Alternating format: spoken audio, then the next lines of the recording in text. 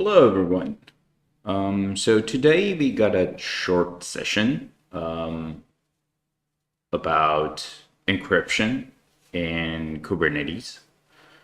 The agenda for today is to explore what is possible to do with Calico inside Kubernetes by leveraging the WireGuard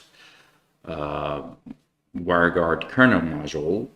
We can actually secure communication between nodes inside a cluster. So without further ado, let's get started. First of all, before we get to the details, let's check out the implementation. At the moment, I've got a cluster here with 2 nodes, and there are a bunch of pods somewhere on it. Yeah, so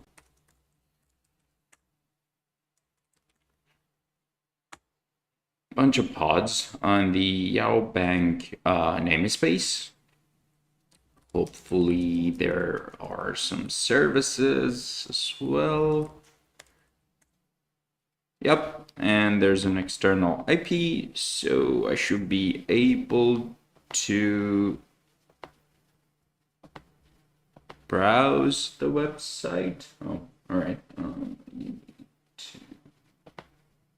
Okay, so this is the website.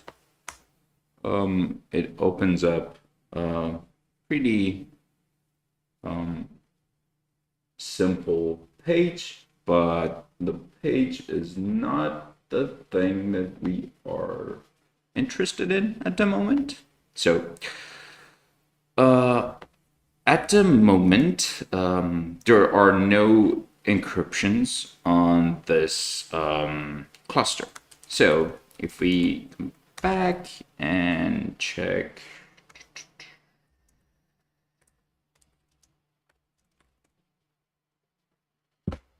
AK's node 1. So node 1, actually node 0.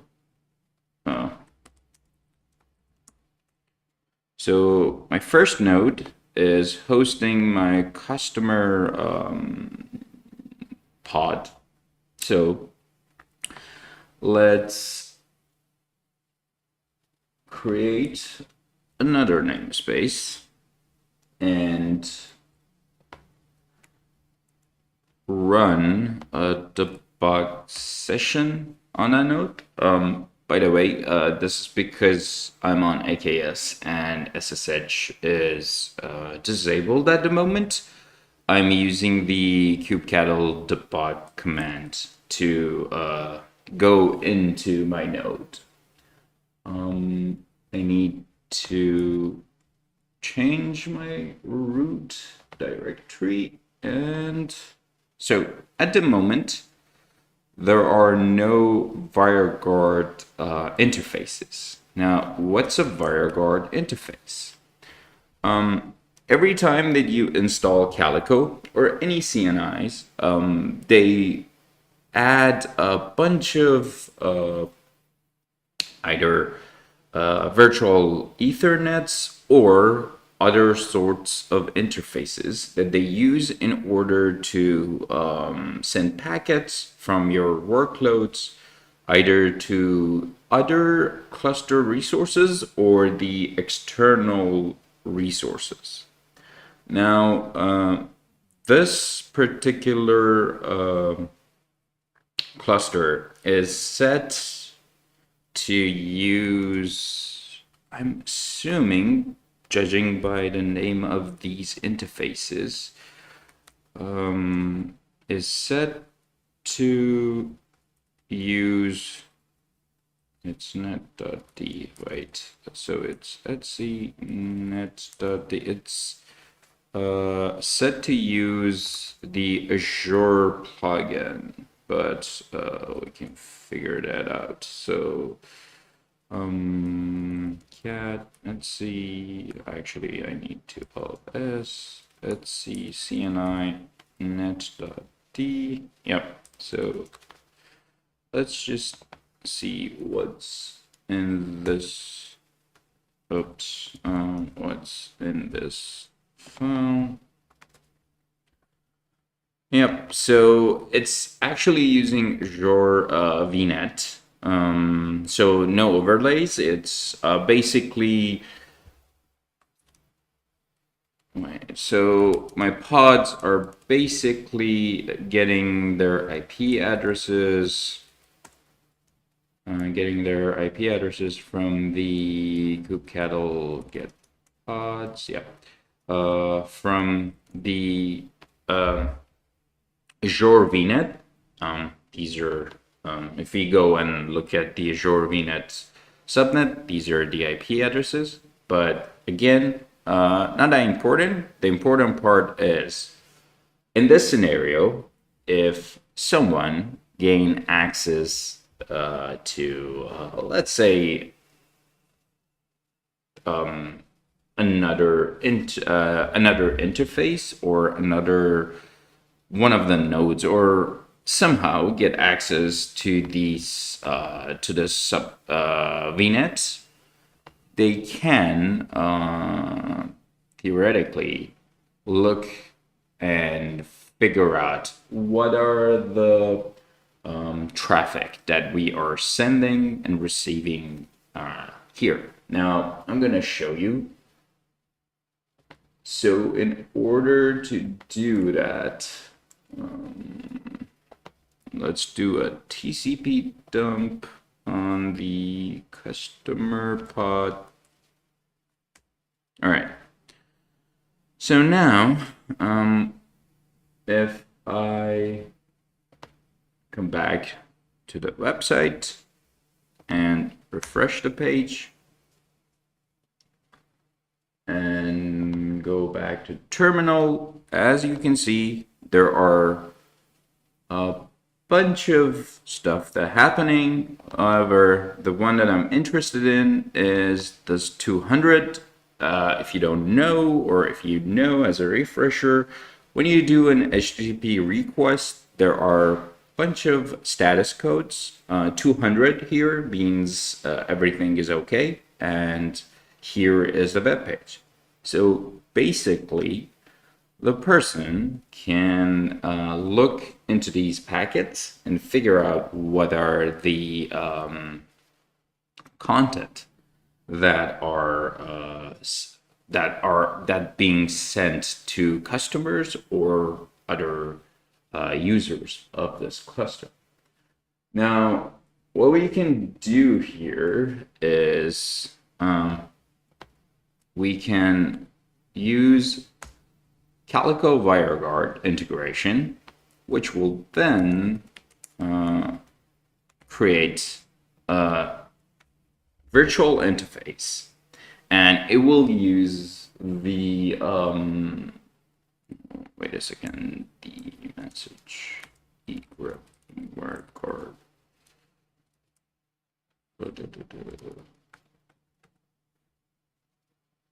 Oops, I can't, or for some reason the message is not working. But anyway, so basically what it does is that it uses the kernel module.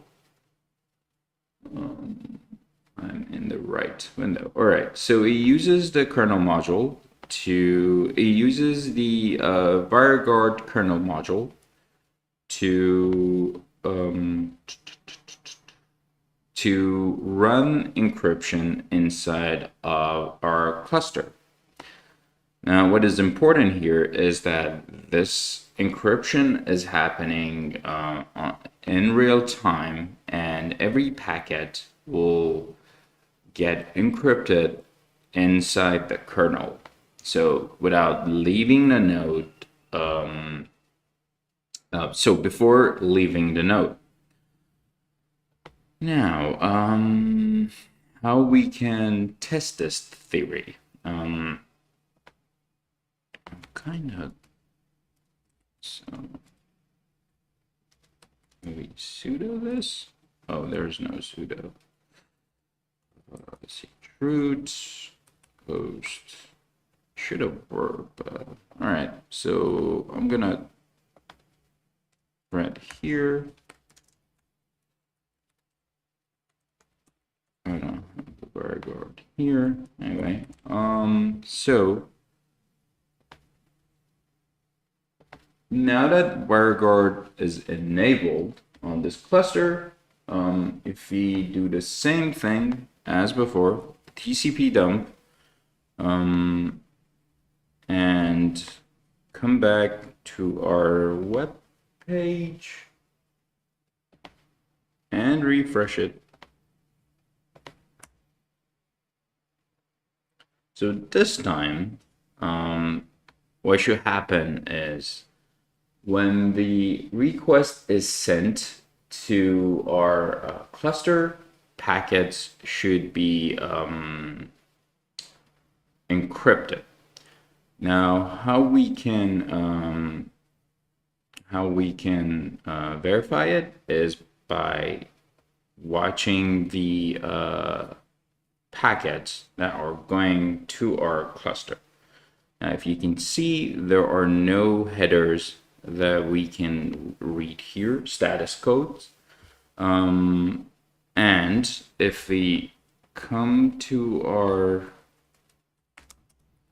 nodes, kubectl will get nodes.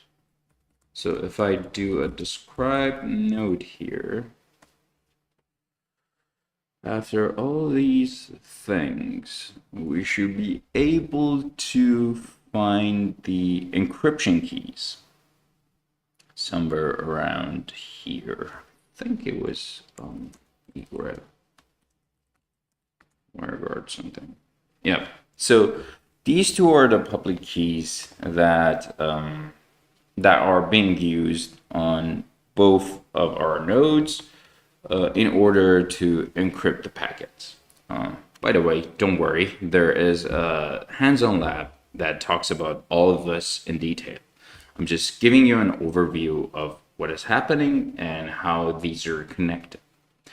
Now, you might be wondering, right, I see your point, but how this is done.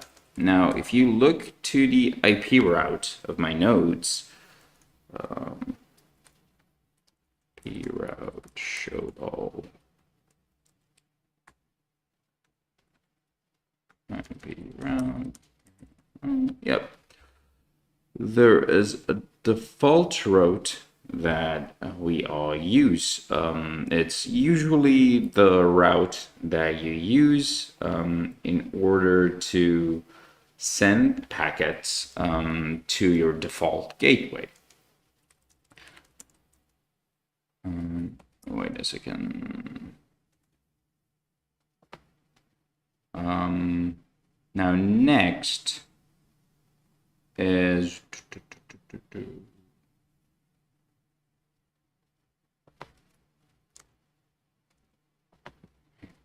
row list.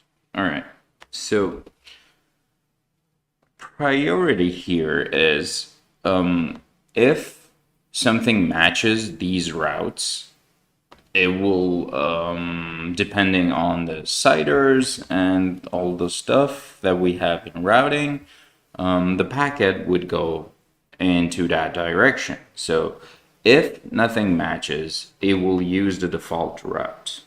Now, when you install Calico and enable WireGuard integration, it adds a priority route, number 99, which is like, I know these things are okay, and check for the local stuff first, but then before going to the default route and the main table, which is this one, try to send everything to the WireGuard interface. Now, if you delete this route, Calico will periodically check it and send it back. Now, where is the check? In order to find the check. We need to look for the logs of Calico Note. So Calico system, it's a daemon set and Calico Note. Right, so somewhere around here. Oh, it's just here. So every time that this summarizing log is getting logged, it will tell you about the stuff that Felix, the brain of Calico, has been doing in order to keep your cluster tidy. Now here, if you look, it says I've done 30 summarizing data plane reconciliation loops over this amount of time.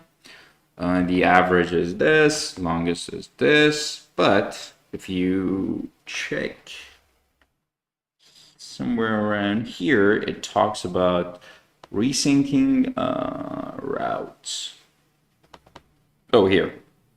So it resyncs the routes. So every time this action happens inside the Felix, it will go ahead and insert that route into your node. Now there is one more thing in the logs. Okay, so here, when you enable WireGuard, the Felix log would output the public key, which I showed you inside the node description, to the log as well. Again, don't worry about anything. There is a Handson lab that you can use in order to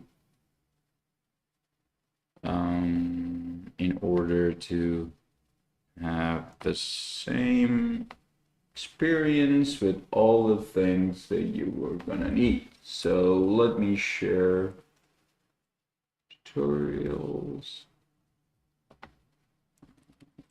WireGuard. All right. So here is the link.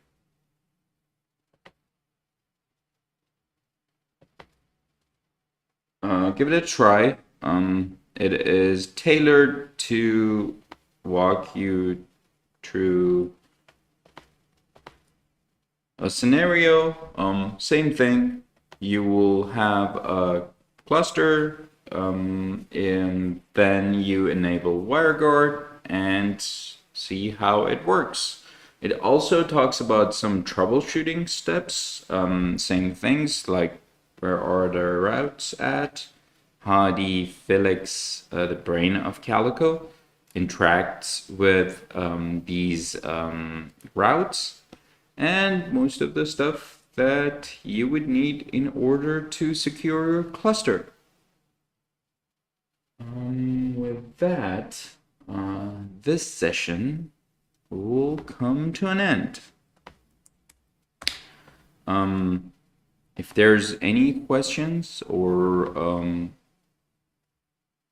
suggestions, please send it in the chat. If not, you can reach me in our Slack channel, which is Calico. It's Calico user group .slack. So our Slack channel is Calico users Slack. Sent it inside the chat window. If you got a question, if you're trying to run a Kubernetes cluster in a certain way, Calico is the most flexible CNI, so let us know. There are a bunch of people who can help you in our Slack channel. On top of that, if there is something that you want to do and it's not implemented yet, in our Slack channel, usually our engineers are monitoring it every time, periodically. So if you share your idea, who knows, it might get set stream. Hope you enjoyed it. Have a good one.